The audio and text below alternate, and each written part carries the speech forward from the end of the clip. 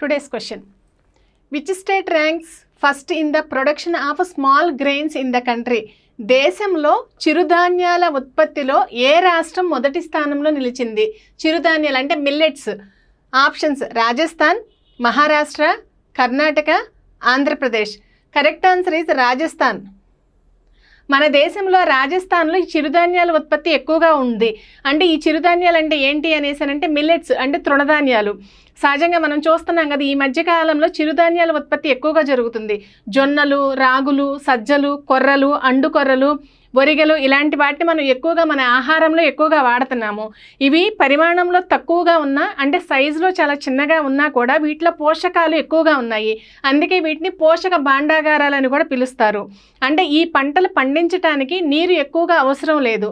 అంటే ఎడారి ప్రాంతాల్లో కూడా ఈ పంటలను పండించవచ్చు.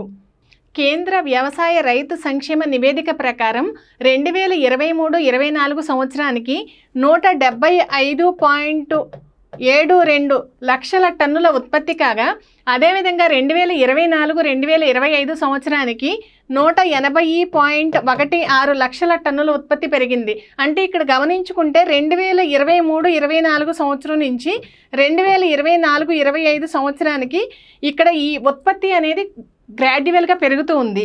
అదేవిధంగా సాగు కూడా, అంటే ఈ పంట సాగు కూడా 79 లక్షల ఎకరాల నుంచి 90 లక్షల ఎకరాలకు పెరిగిందనమాట. అంటే మన దేశంలో ఉత్పత్తి పరంగా చూస్తే మొదటి 5 స్థానాల్లో ఉన్న రాష్ట్రాలు ఏమున్నాయి అనేసనంటే రాజస్థాన్, కర్ణాటక, మహారాష్ట్ర, ఉత్తరప్రదేశ్, గుజరాత్.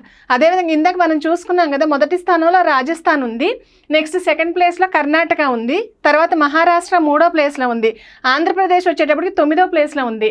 మన తెలుగు రాష్ట్రాలు అయినటువంటి ఆంధ్రప్రదేశ్, తెలంగాణ రాష్ట్రాలు ఉత్పత్తి పెరుగుతున్నప్పటికీ కూడా 9-10 స్థానాల్లో ఉన్నాయి. Thank you.